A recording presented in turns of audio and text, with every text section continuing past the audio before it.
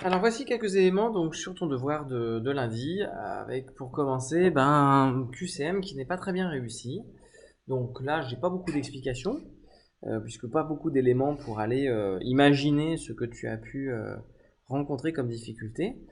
Les 4 premières questions sont assez proches du cours, hein. On démarre très proche du cours avec la question 1, pour ensuite travailler des choses plus compliquées. Je suis assez étonné que finalement tu me trouves la dernière réponse, mais que tu aies finalement été en difficulté sur les précédentes. Alors je te signale simplement un raisonnement important, hein, mais on a déjà eu l'occasion de parler à quel point il était important de maîtriser son cours, mais que sur certaines questions, tu pouvais raisonner par exemple par élimination. Oups, voilà, ça n'était est terrible. Donc je reprendrai la question 2, hein, pour illustrer le propos.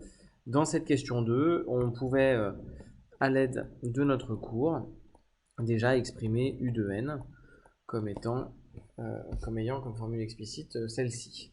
Donc ça nous permet immédiatement de reconnaître que cette formule de suite arithmétique ne convient pas.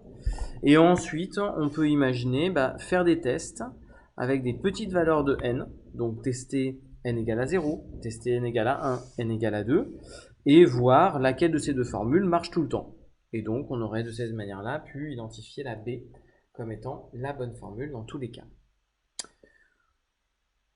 Voilà, donc pensez à être un peu stratégique et tu as la possibilité dans un QCM d'essayer d'éliminer les réponses en espérant n'en avoir plus qu'une à la fin et la sélectionner.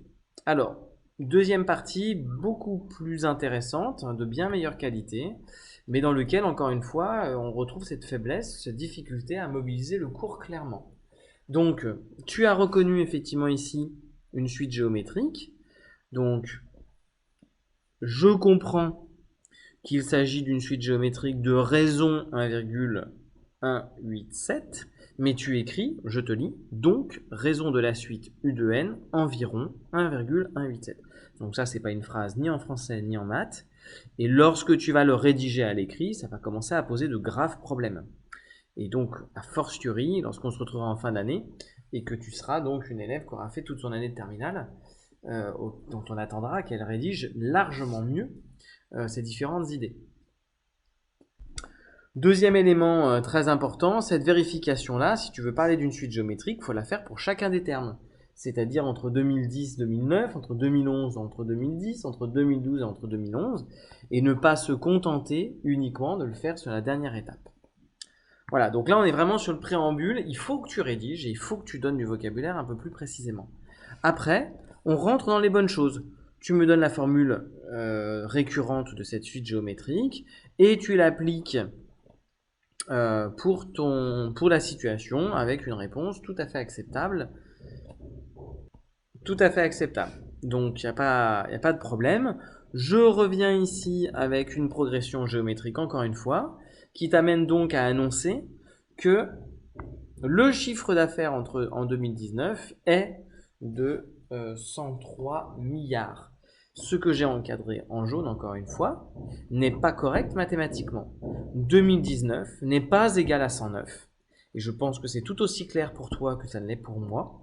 Mais donc, en termes de rédaction, eh bien, il y a un problème ici, un déficit de rédaction, et c'est une phrase que je vais attendre.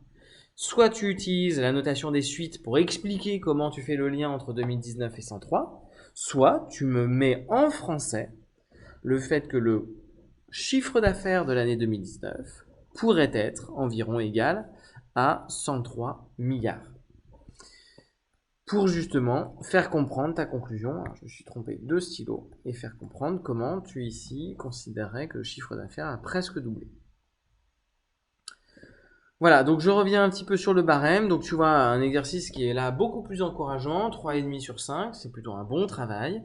Tu me montres que tu sais reconnaître une suite géométrique, que tu sais utiliser des notations de suite en cohérence, que tu sais faire des calculs qui sont plutôt de qualité, mais par contre au niveau de la communication, tu ne sais pas justifier qu'une suite est géométrique, et le vocabulaire, le manque de phrases,